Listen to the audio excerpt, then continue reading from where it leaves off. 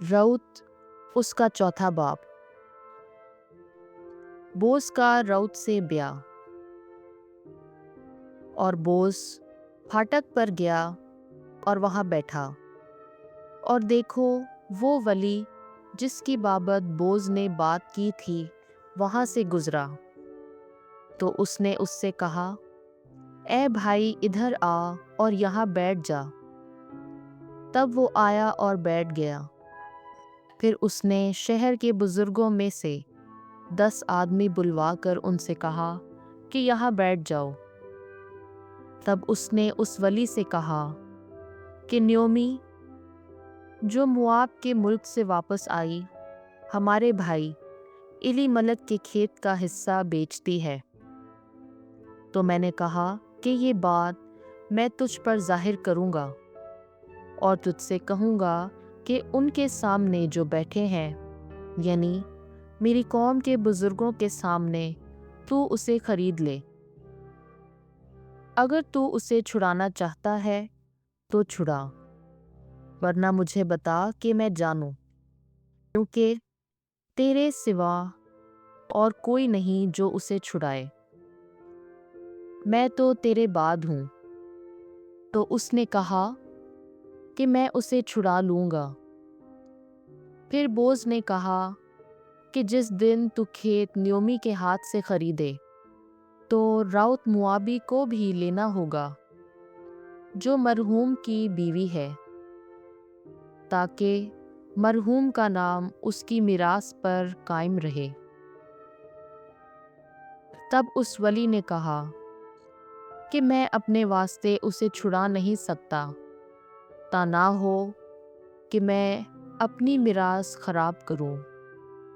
इसलिए तू ही मेरी विलायत का हक ले ले, क्योंकि मैं छुड़ा नहीं सकता। और इसराइल में विलायत और मुबादला का मामला मुस्तकिल करने के लिए ये एक कदीमी रस्म थी। आदमी अपनी जूती उतारता और अपने हमसाए को दे देता। इसराइल में तस्दीक करने का यही तरीका था। उस वली ने बोस से कहा कि तू आप ही अपने लिए खरीद ले, और अपनी जूती उतार डाली।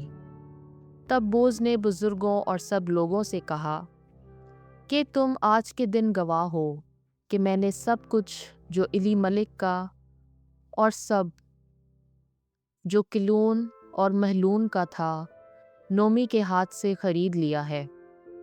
और अलावा इसके मैंने महलून की बीवी मुआबी रऊत को अपनी बीवी बनाया है, ताकि मरहूम का नाम उसकी मिरास पर कायम रहे और मरहूम का नाम उसके भाइयों के दरमियान से और उसके मकान के दरवाजे से कट ना जाए। तुम आज के दिन गवाह हो। तब सब लोगों ने जो फाटक पर थे और बुजुर्गों ने कहा, हम गवाह हैं। खुदावन उस औरत को जो तेरे घर में आई है, राहील और लिया की मानंद करे, जिन दोनों ने इस्राएल का घर बनाया। और तू इफ्राता में साहिब कुव्वत हो, और बैतलहम में तेरा नाम मशहूर हो, और तेरा घर उस नस्ल से जो खुदावन तुझे इस औरत से देगा फारस के घर सा हो, जो तामार से यहूदा के लिए पैदा हुआ। तब बोज ने राउत को लिया और वो उसकी बीवी हुई, और उसने उससे खलवत की। खुदावन ने उसे हमल दिया और उससे बेटा पैदा हुआ।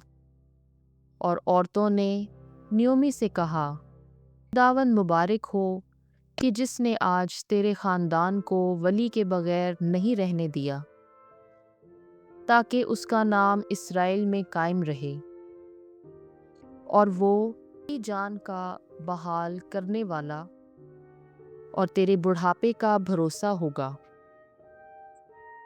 क्योंकि तेरी बहू जो तुझे प्यार करती है वो उसकी माँ है। माँ वो तेरे लिए 7 बेटों से बेहतर है। और न्योमी ने اس لڑکے کو لیا اور اپنی گود میں رکھا اور اس کی انا ہوئی، اور اس کی ہمسایہ عورتیں اس کا نام رکھ کر بولیں کہ نیومی کے لیے بیٹا پیدا ہوا، اور انہوں نے اس کا نام عبید رکھا، اور وہ یسی کا باپ تھا جو داؤد کا باپ ہے۔ لہٰذا فارس کا نسب نامہ یہ ہے: